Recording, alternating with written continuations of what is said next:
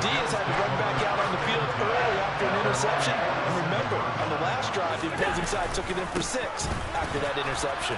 And he'll fight forward on the straight-ahead running for just a couple of yards, second down. These two teams met up earlier in the year, back in Week 4. And it was the Bills winning on the road, so they look for the sweep here in Buffalo. And he's going to have to eat this one as down he goes. They get to him for a loss of 4, and it brings up third down on the sack. He probably feels like he cannot get a break. He was sacked 7 times last week, and here we go again in the first quarter. And we always talk about the internal clock of a quarterback in the pocket and how he has to have a real keen sense of it in order to get rid of the football.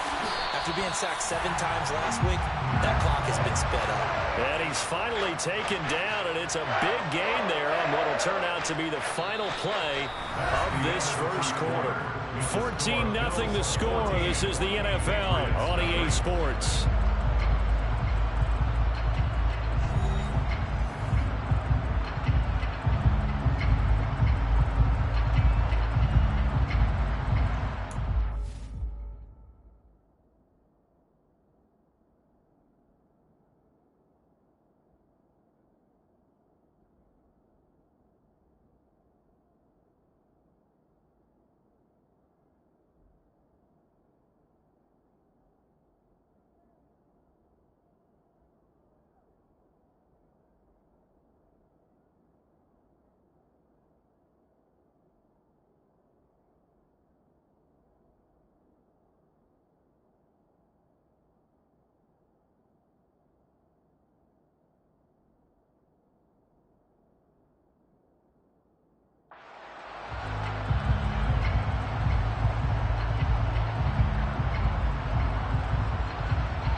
So into Pat's territory now. Here's 1st and 10 at the 30-yard line.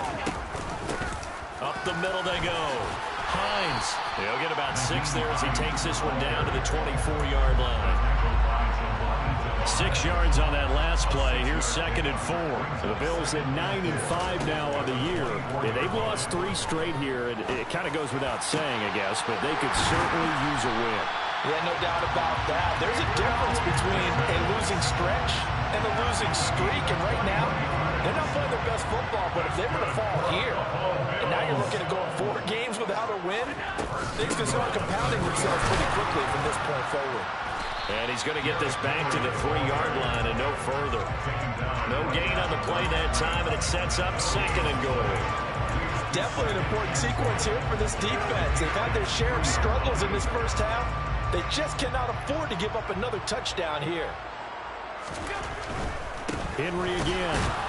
And once again, this defense very stout. They stop it for no gain for the 2nd straight play.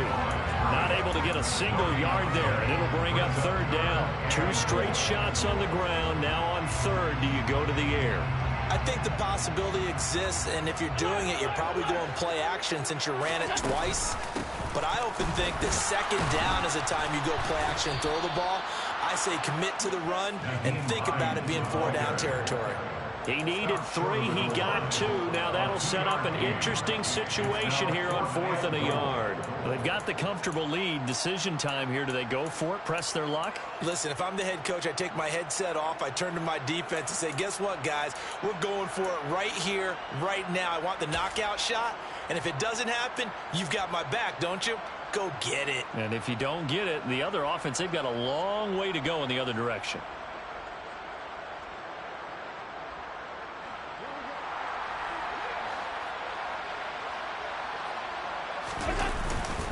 They'll run for it with Henry. And he's not going to get in. They stop him at the 1. The big back, Derrick Henry, held out of the end zone. And the Patriots get the football back. This offense finding its legs now. Here's another 1st and 10. They'll start this drive out on the ground. And not a whole lot of room to operate there in the 1st down run. He gets maybe 3. I don't think any of us were surprised that they decided to start this drive on the ground after the last 2 drives ended in interceptions. Unfortunately, though, not a lot going on that first play. Yeah, I think the anticipation was felt also by the defense. Now the Bills are going to use the first of their timeouts. They'll have 2 remaining as we step aside here in this second quarter. Here's a 2nd and 7. He'll get this to his tight end, Gesicki. And he takes this just about a yard shy of the 20. They were looking for a cushion from that end zone. He gave it to him, 15 big yards. They talk about mobility on quarterbacks all the time. Here's where it really pays off. Able to move, evade, and is accurate throwing on the run and picking up a first down. Back to throw now on first down. It's caught by Davis. And he's going to lose yardage here. Back to his own 18. He was unable to shake free there. They'll cover him for a loss of a yard. But looked like the defense, they were ready for that one. Really left him almost no room to work after catching the ball. He could throw every move in the book at him. They were there, and they tackle him for a loss. 2nd and 11. And they will not get the connection there. It's incomplete. The defender certainly didn't forget about him leaking out of the backfield. There's a guy ready and waiting to pick him up in coverage. And that throw had no shot. New England on 3rd down. They've been okay, 2 for 3 thus far. This is 3rd and nowhere to go here. He lost the football. Second time in this game, Charles, the ball has squirted out from his hands. Luckily, his teammate was there to pounce on it. You're right. Got the lucky bounce, able to retain possession. You know, we often talk about the combine and why do we measure quarterbacks' hands. Is that really a big deal? It's for situations like this. Do you have the hands big enough and strong enough to hold on to the football while being jostled?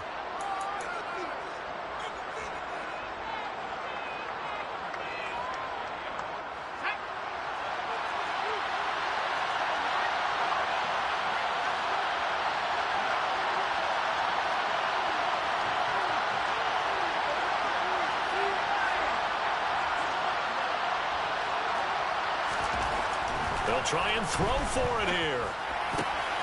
And for the 3rd time here in this half, it's intercepted. Now he's hit on the return. It's a loose football. And the Patriots are going to get the ball back on the turnover as they hold on 4th down.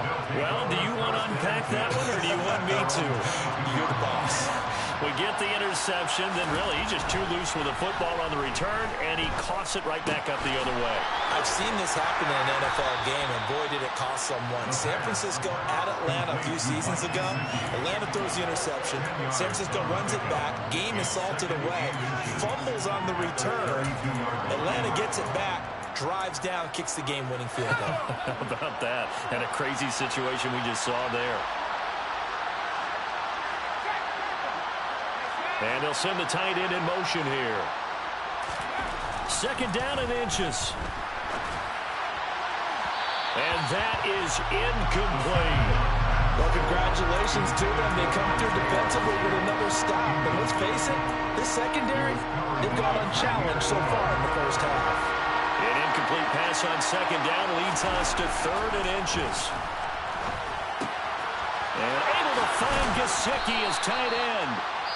Now the Patriots going to use one of their timeouts as they'll get a chance to talk it over after picking up the first down.